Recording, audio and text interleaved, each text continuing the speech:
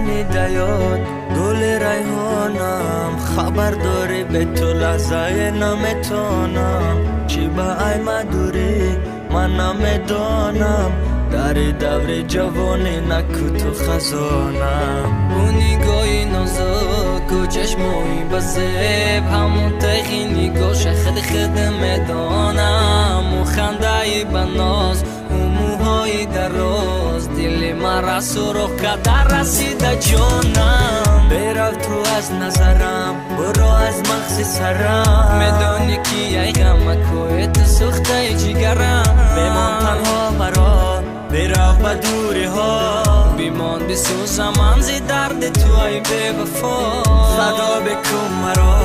ایار ناسزا فقط توی و خیر و درد دلی من دوا الفی همون روزا که ما بوده نجوا بزن و با فریادم و بازم به صدا فریادی بی صدای من آسمان بزن بر دردی به دوای من رحمی خدا رسد زی خاک گوری من کفه با به وفا بره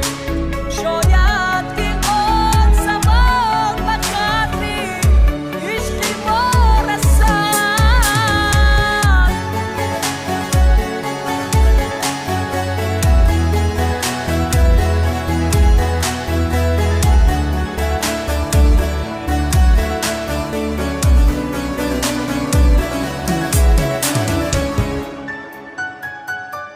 صدای پیانینه سرما رو میکنه دل سودا زده را به خودش رو میکنه علمای دل من میخونم با نالش او مرا میفهمه و تو نداری خواهش با چشمی مرده من بیا و جون میشم در رکوی خولی من قطره خون میشم در این شبای تو